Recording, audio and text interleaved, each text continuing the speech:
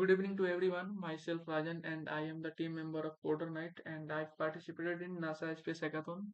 So we made our project so I can show the website and how it's look like. So first we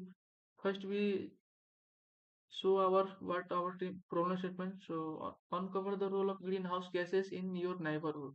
So that on this problem statement I do many research then I make the project. So first we open the command line where we can write command to open our website.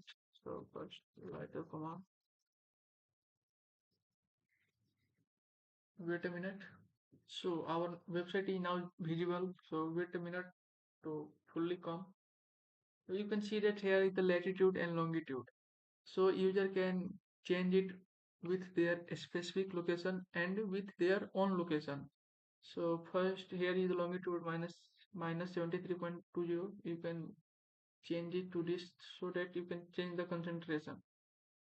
So if I decrease the latitude so that you can see that CO2 concentration is 4 to 5.15 ppm parts per million.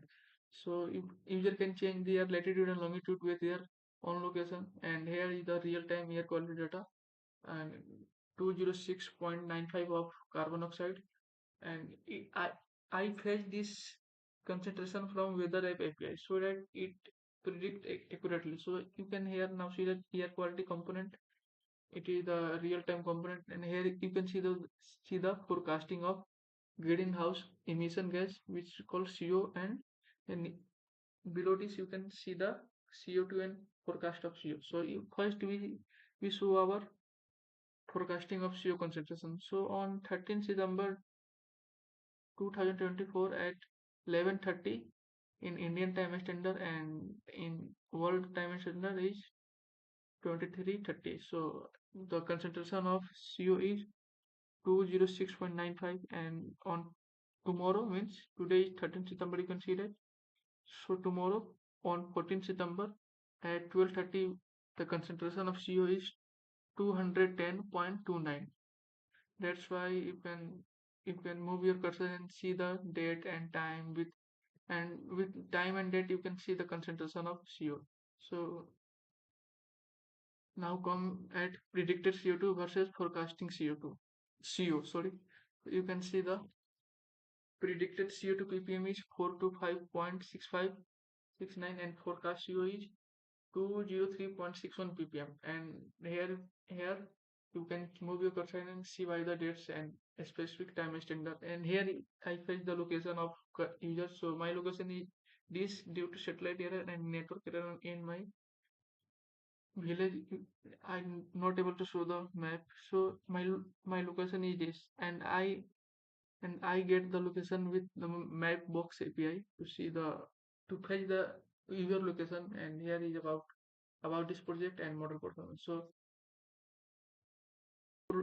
I deploy my website on Streamlit Cloud. So we open it, and our domain name is future emission predicting.streamlit.app. You can search it, and I paste the link of this website in the PPT.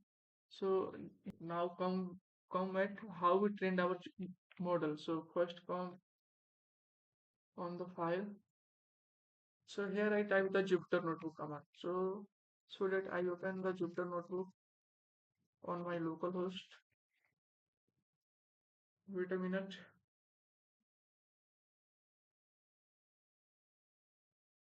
Now our local host is open on 888 port number 8.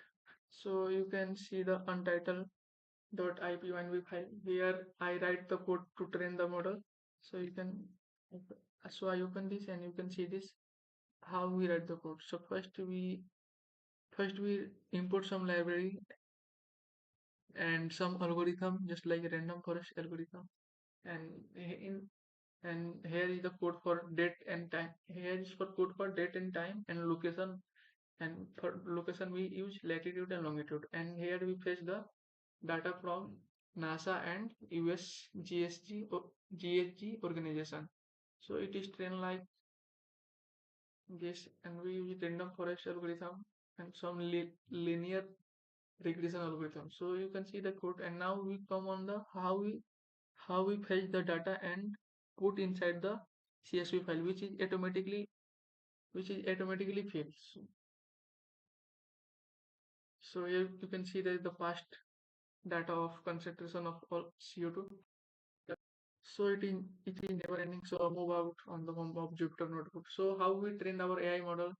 So in future we enhance our model with some more data, more real event world data, so user and human beings can aware from the future inconvenience from the greenhouses and be aware and be safe. So thank you.